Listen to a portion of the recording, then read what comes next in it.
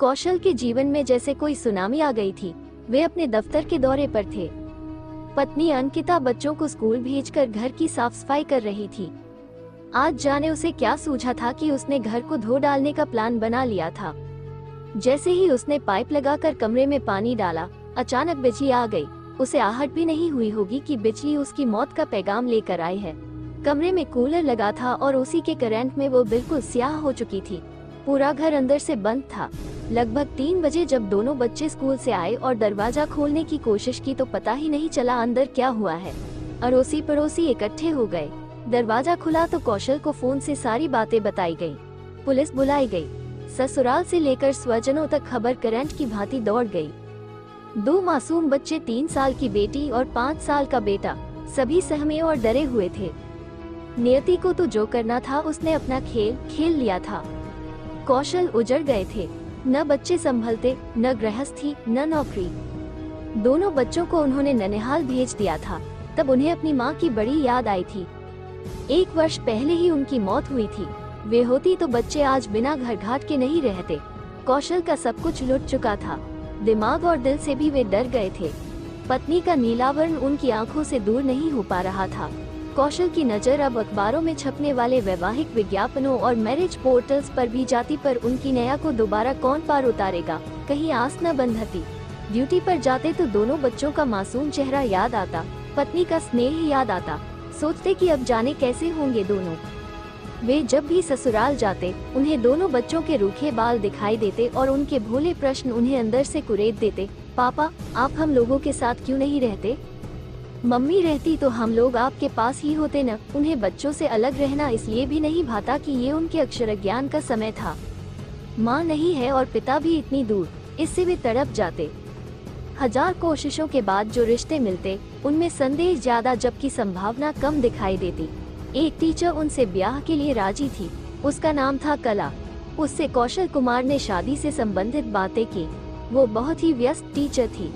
School में पढ़ाने के बाद भी बच्चों के 3 बैच उससे ट्यूशन पढ़ने आते। उसके लिए शादी सामान्य सी बात थी। क्या हुआ, आपके 2 बच्चे हैं तो वे भी मेरे साथ मेरे ही स्कूल में पढ़ लेंगे। मैं शादी के लिए राजी हूँ, पर नौकरी छोड़ पाना मेरे लिए संभव नहीं होगा। कौशल कला की नौकरी छोड़ने वाली बात को दिल से लगा बैठे थे। बच्चों के लिए माँ ढूंढ रहे थे, पर माँ कहाँ मिली।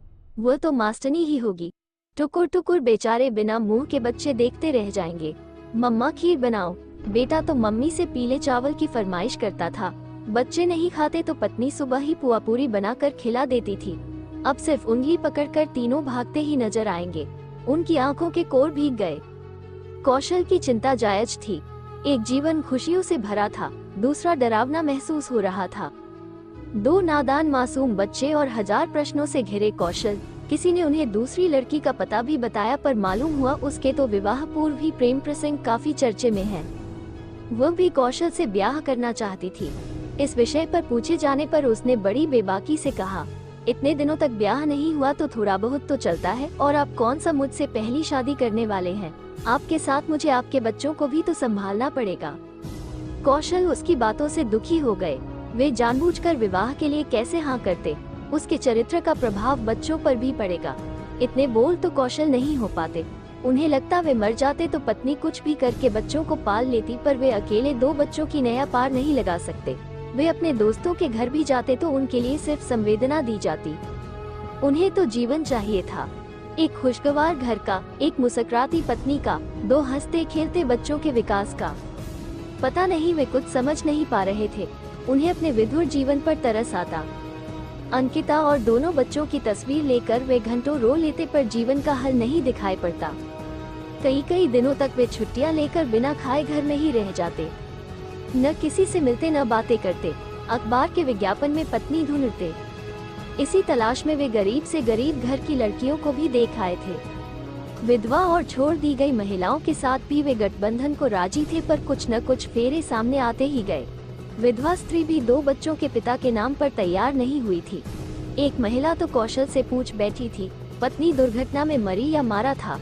कौशल टूट चुके थे। हालांकि वे बच्चों के लिए सौतेली मां नहीं लाना चाहते थे। यह उनके जीवन की मजबूरी थी। उन्होंने मन को कड़ा किया और एक विवाह प्रस्ताव को स्वीकृति दे दी। जीवन की मजबूरियों ने उन्हें बहुत मजबूर किया था। इस बार अनामिका से विवाह की सहमति उन्होंने दे दी। कौशल एक अच्छे इंसान थे। अनामिका उनके सामने दुबली सी आम लड़की थी। उसने उनकी मजबूरियों को सुना था, जाना था और अपनी सहमति दे दी थी। विवाह हो गया। अनामिका ने गृहस्थी संभाल ली। सभी कहते थे सौतेली माँ बच्चों का ख्याल नहीं रखेगी, अपनी ही सुख सुविधाओं का ख्याल रखेगी। वर्षों की धारणा को अनामिका ने मिट्टी में मिला दिया था। बेटी को उसने कंठहार बना लिया था। बेटे को भी वह पूरी देखरेख में रखती। कौशल का अब समय अच्छा था कि उन्हें अनामिका जैसी पत्नी मिली थी।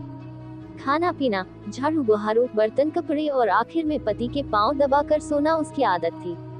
कौशल के घर वाले दबाव बनाते कि एक कामवाली बाई को क्यों नहीं रखते, बच्चों के लिए ट्यूटर क्यों नहीं रखते, पत्नी को मशीन क्यों बनाया है। कई बार उन्होंने अनामिका से कहा, पर उसने कहा कि वह सारे दिन घर में क्या करेगी। वे कहते थे कि घर अनामिका का अधिकार क्षेत्र है, वही जाने कैसे घर चलाना है। अनामिका भी तुरंत कौशल के पक्ष में खड़ी हो जाती। मुझे सारे काम करने पसंद हैं, मैं कर पाती हूँ, फिर क्या जरूरत है इन सब की। धीरे धीरे बच्चे पढ़ने लगे, नौकरी में आ गए। अनामिका वैसे ही सेवाभाव से कार्यरत रही। पुरानी मान्यताएं और परंपराएं उसके सामने गलत साबित होती गई। समझ में नहीं आता किसके कैसे रूप हैं। घर वालों को लगता कौशल ही सौतेला व्यवहार कर रहे हैं, पर उन्हें खाना मिलता है, बच्चे खुशी खुशी पढ़ाई कर रहे हैं। जब सब कुछ दिखाई पड़ रहा है तो कोई चाहे जैसे अपनी गृहस्थी चलाए। सबके रिश्ते तो सौतेले ही हैं। बच्चे माँ को आदर देना सीख गए थे, कोई काम बिना बताए नहीं करते। दूसरों को गृहस्थी में टांग अड़ाने की न तो गुंजाइश थी न जरूरत, इसलिए सभी मन महसूस कर चुप रहते। तभी पड़ोस में मदन भैया की अचानक मौत हो गई। सुना था कि उन्होंने अपनी पत्नी के मरने के बाद दूसरा विवाह किया था, जबकि उनके 4 बच्चे थे। पर मदन भैया की दूसरी पत्नी बीमारी का ऐसा स्वांग रचती कि बेचारे मदन भैया ही खाना बनाकर पत्नी व बच्चों को खिलाते। पैसों के लिए भी तकरार होती। इसी बीच मदन भैया को हार्ट अटैक हो गया। अब पत्नी सौतेले बच्चों से बातें भी नहीं करती। कैसे चलेगी गृहस्थी उन 5 की। मदन भैया के क्रियाकर्म के बाद सौतेले लोग क्या कहेंगे, समझ में नहीं आया। पर अनामिका की सेवा, उसकी कर्तव्य निष्ठा ने सारे रिश्तों को मात दे दी थी। अनामिका से जब मुलाकात हुई तो उसने हंसते हुए कहा, दीदी, हर कोई अपना अपना वर्तमान बनाता है, क्या फर्क पड़ता है अगर मैं सुबह से शाम तक खटती हूँ। ऐसा तो हर माँ करती है, मेरी माँ भी किया करती थी। फिर मेरा तो परिवार ही छोटा है।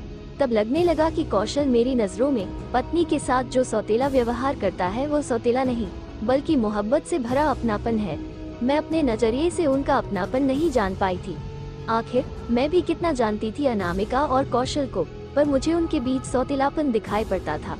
पर अब लगा सौतेले लोगों को समझ पाना इतना भी आसान नहीं। सचमुच जीवन जीना एक कला है, सभी इसे समझ नहीं पाते।